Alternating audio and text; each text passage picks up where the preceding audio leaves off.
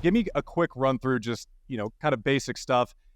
How did you even get into tennis, and how does one even approach becoming a tennis agent? Sure. Good question. I played tennis growing up. I was a nationally ranked junior tennis player, believe it or not. It's hard to look at me now and think that's possible, but once there was a day, and I was ranked like top 100 in the country, lost first at Kalamazoo, and got a scholarship to play at Purdue University, and a great experience there playing in the Big Ten, and read a book, What They Don't Teach You at Harvard Business School by Mark McCormick, and learned who Mark McCormick was. And any of your listeners out there that want to get into becoming an agent, that's a great place to start. Googling Mark McCormick and learning. He's the first ever sports agent. Was Arnold Palmer's was his first client of a famous handshake, and an industry was born. So I just became obsessed with IMG and wanted to work there, and I wasn't looking at any other companies, and took me a long time. And I was at the time sending faxes to Cleveland, Ohio, their headquarters, please hire me. I was showing up at the Miami Open and tournaments and just hustling and trying to beg and plead them to hire me. Love it. And and then I finally, after in 1999, they agreed to hire me. And I had a lot of luck right away in the beginning. And I think it's pretty important because I was supposed to start my career in Cleveland, Ohio, and I got a place, rented a place, and I was supposed to start in March. And about 2 weeks before, they called me and said, listen, we don't want you to come to Cleveland. We want you to go down to IMG Academy. There's a lot of young players down there. They're driving us nuts. They're calling the agents all the time. They're not happy.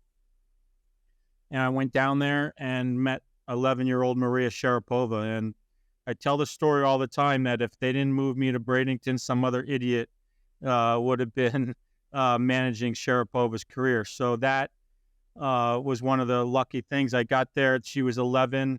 I was still playing good tennis. I was playing hitting with her. They had all sorts of issues, visa issues, and I just was in the right place in the right time and just was doing minor things, booking their hotels, doing their visas, all the little things to make their life easier. And,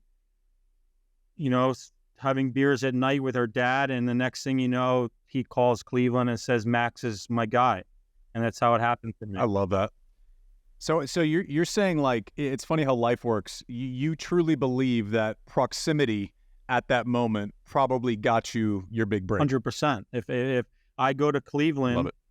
and I'm based in Cleveland, and I'm not down in this environment in IMG Academy, and the first day I meet her, and again, they were just having all sorts of issues, and I was just there at the right time cleaning up basic stuff, and built the relationship, was still playing good tennis, and it just happened from there.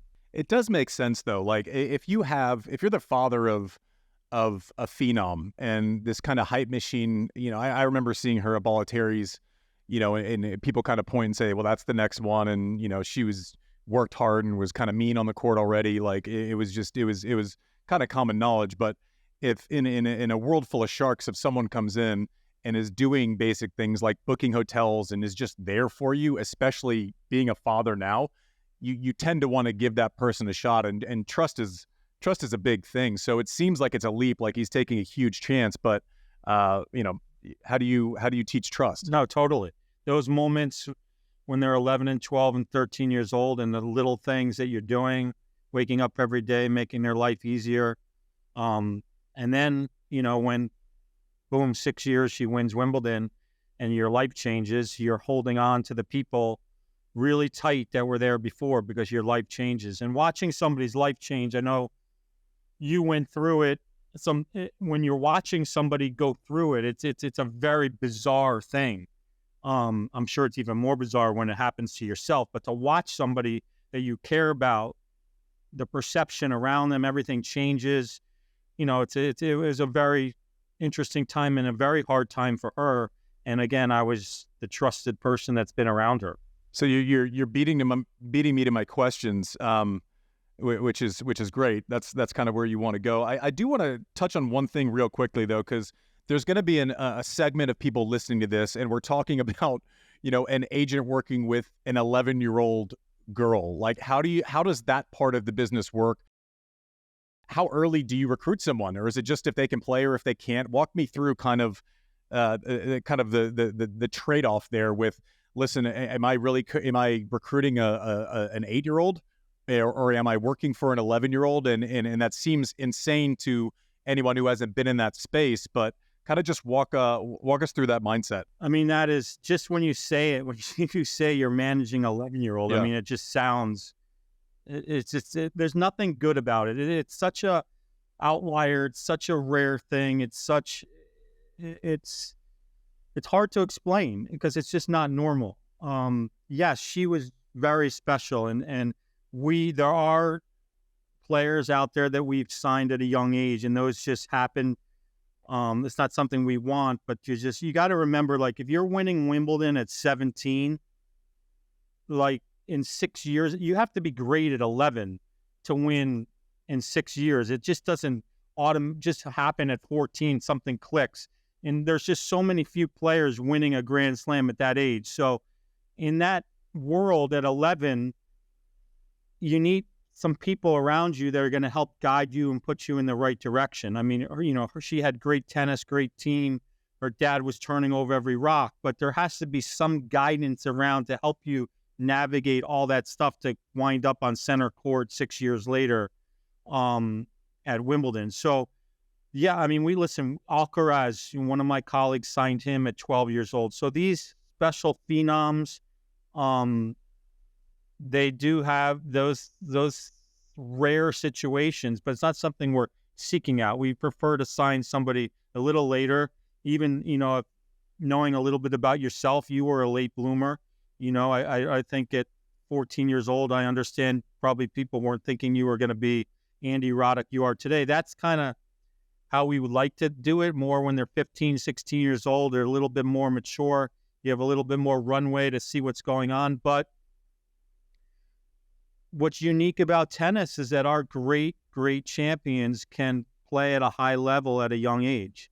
I think that's what makes our sport unique and special.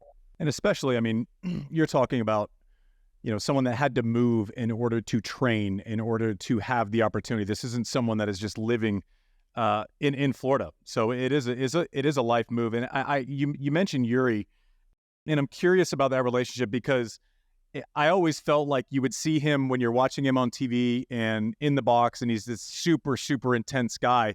But Yuri has a sense of humor. Like, I don't know that anyone from the outside looking in kind of fully understood that part of it. You mentioned having beers with him. I get it. I've been around him. I always really liked Yuri, and he was always really kind to me.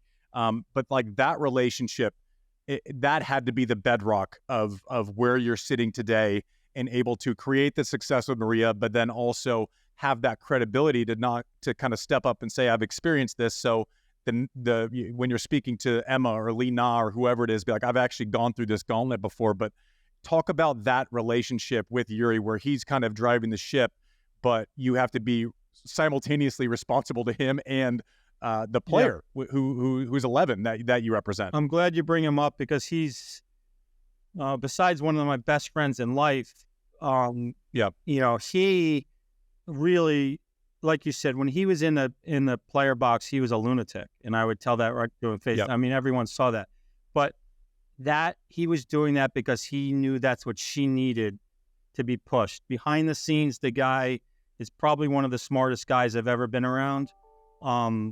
He never did an interview in his life. Never did one interview in his life. Everything was about his daughter.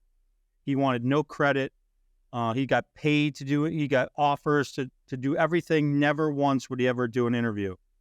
After she won her third Grand Slam at Australia, I think that's 2008. She won 3 Grand Slams by the age of 20. We were all getting a little drunk, celebrating, and he made a toast. And I'll never forget the toast. He made a toast. He said, just like this, he said, baby, we won 3 Grand Slams. by the age of 19, and I'm done.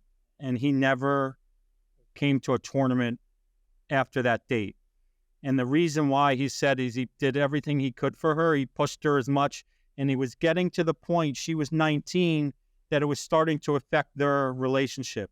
And he was put Michael Joyce in place. He saw this happening 18 months in advance. He knew that he couldn't push her anymore, and he accomplished everything that she did, and he stepped away. He never had a credential ever again since 2008 till she Not a credential. That never went to any never tournament. went to any tournament. Wow, I don't know how that story isn't. And here's a guy. That's here's pretty a guy impressive. that put his relationship with his daughter before everything else. And you would never think of that because he was so. I'm glad you're he's saying so this. crazy in the box. But he's smart. He's calculated, and just did everything for her, and never wanted the relationship. The relationship between father and daughter was more important than anything. And for him to walk away when she won her third Grand Slam and saying that, I've done everything that I can for you, and never to a tournament again. Now, he would come to training weeks when she wanted and would talk to him on the phone, but that was it. And how many parents are hanging on for dear life all the way to the end. Oh, man. Making it about them. There's so many tennis parents that it's about them. And here's a guy that, well, there's a lot of tennis parents that make it about them without the life sacrifice of moving heaven and earth when you don't have two nickels to rub together to move to the other side of the world just for an opportunity. So if anyone would have had the right to grandstand a little bit, it might have been Yuri. But yeah, I always it's weird because you kind of see there are certain characters in tennis where they present very well, and behind the scenes you kind of roll your eyes. Or there are certain characters in tennis that are viewed as like intense, or you go through you take a look back and all the really intense father figures of phenoms kind of get lumped together. Yuri I was stunned at how nice, easygoing, personable. You could take a joke. When I got to know them, I was surprised by that. I don't feel like that got represented enough. So I'm glad to hear you say that. Now, I didn't know that was like kind of a firm cutoff, and kind of that takes something. You quickly alluded to the 2004 Wimbledon. Obviously, I remember watching it. But 17-year-old Maria goes out. Wimbledon final. I was on the wrong side of too many of them. She made it look real easy that day, right? Like, it's just, you walk in and there's a pressure set and you're playing against simultaneously the best player in the world and the best grass court player in the world. Probably Serena's best service as well. Yeah. Maybe. Goes out. I think the score was 1-4 if I remember correctly. But talk to me about your life 2 months before that match and then 2 months after that match. Yeah, 20 years this year that she won the Wimbledon, and her life changed, obviously, and then my life changed. So she went into that tournament seeded 13 at 17 years old. So it wasn't like an Emma Raducanu that came out of nowhere. I don't think people thought she was going to win Wimbledon, but a couple of weeks before, she got to the quarterfinals of the French. The year before, she got to the round of 16 of Wimbledon. So our mindset as the agent was like, something big's going to happen. And we're getting a lot of offers, but we're going to stay patient. That was kind of, the biggest thing with Yuri. You got to understand at that time, they weren't making that much money. They probably owed people money. Money was coming in, and we were able to go to Yuri and listen, let's stay patient. Another thing that Yuri doesn't get enough credit for, he was so smart in business. He believed in his daughter. So when we would come to him and say, listen, let's stay patient, because if something big happens, we'll make more money. He's like, I'm all in. I don't need to change my lifestyle now. So 2 months before Wimbledon, everything was about development. Everything was about giving her the best environment, coaching, trainers, physio, to be able to go deep and win a Grand Slam. And we were locked into that, turning down all sorts of deals and offers. Almost had a little security blanket around her to just really develop, because at that time, she really was thrusted in, starting to become this next superstar. That whole, is this the next Kornikova thing? We were fighting a lot of that. And we were just really trying to keep things as simple as possible for her to be able to continue to be great. She was so driven, and people would see that on the court, how driven she was, but she was really driven. Everything, she woke up every day and she was thinking about tennis, when she's taking her nap, what meal she's eating, and everything. So managing her was just kind of keeping that as consistent as possible, keeping her life as easy as possible. Boom, then she wins. And just everything changes. I mean, thank God there was no social media then. I always tell people, always ask me to compare Sharapova winning to Emma. I mean, Emma won during this social media world was crazy. Like, information was going so fast. At least Emma just couldn't catch her breath or anybody around. The things were flying so fast. At least when Maria won, you could kind of catch your breath a little bit. You can, put things in order and everything. I'll send back to Yuri. When she won, he made us go to the bank, the bank on site at Wimbledon, to get $10,000. You can't travel with more than $10,000. He took $10,000 cash and went with his buddies in the mountains and partied for like a week and left me with her. He left the next morning, 10 in cash, and went to party with all his friends. Wait! You say the mountains? Like, is he like sleeping in a tent, or like is he in a hotel, or where is he like? He just said, "I'm going meeting all my buddies that I grew up with in the mountains, and we're gonna party." And wait, so does he put out, like, how does that work? Does he just put out the bat signal? He's like, meet me at. Is it like I'm curious about things that will be boring to everyone else. All my job was I needed to get him $10,000 in cash, and he was going to party with his friends. And here another example of a guy that just, everything he did. They came to this country, $800, spent his life on a couch slaving everything. His daughter wins, and he's like, okay, take care of her. And he was gone with his buddies. Give me $10K. I gotta go hike a mountain, get smoked. I love it. That's great. So okay, now let's. So you've been turning deals down. The I can't get the Yuri of things out of my mind. I'm obsessed with it. You've been turning deals down. Obviously, price goes up. Interest is still there. Were you when you, because you've kind of hit lightning in a bottle numerous times, right? Like where you've had Maria being Maria, you've had Li Na in a very, very, very specific market, and then Emma coming out of nowhere. When that happens, and I'm curious if this was the case the first time with Maria, and if you've changed the way you've gone about it, or you've kind of stuck to the same pattern. Are you concerned about just picking up 2 massive deals or 3 massive deals and then kind of waiting on the rest? Obviously, scheduling is a huge part of it. If some company comes in and wants to back the truck up, but they need too much time, walk us through kind of that balance and where your priority lies when you kind of have 100% of the leverage, which is, certainly a moment in time, right? So at the time in 2004 when it happened, obviously Yuri wanted to get paid now, all right? Everything he was like, okay, I want to be paid. So, and the way he would talk, he's like, okay, I don't want to hear any more BS now, show me the money, basically. So the only person at the time that was dealing with something similar was Tiger. So I went. Mark Steinberg was a colleague of mine and worked on the 13th floor.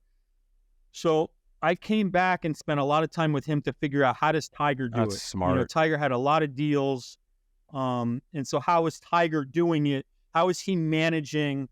The key is, how do you maximize your earnings but still win?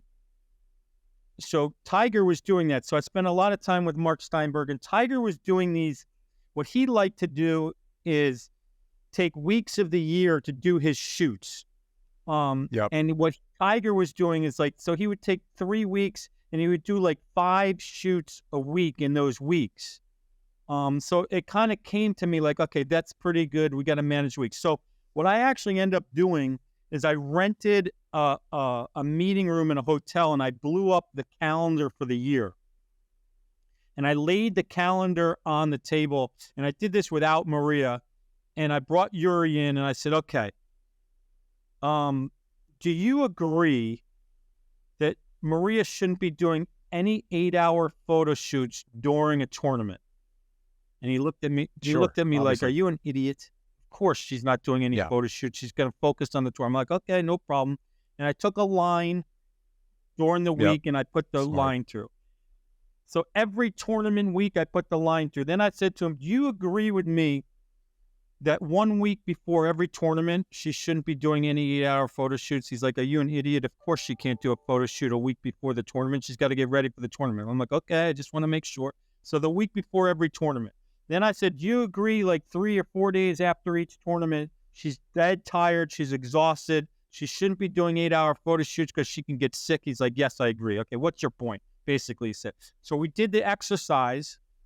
So we have 3 weeks left. Basically, we figured out that she has 16 days a year that will not interrupt her becoming a great tennis player. And I said, "Do you agree with that?" He's like, "Yes." He's like, "Okay." He's like, "Go make me as much money as you can on 16 days.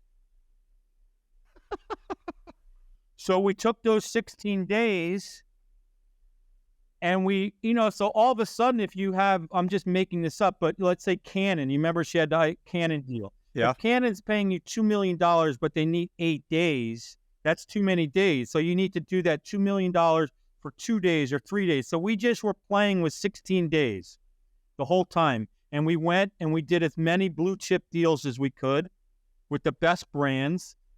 And we kept everybody into it, and we never went above 16 days. Now, she could have made $20 million more if we added 4 or 5 more days, but he stayed true.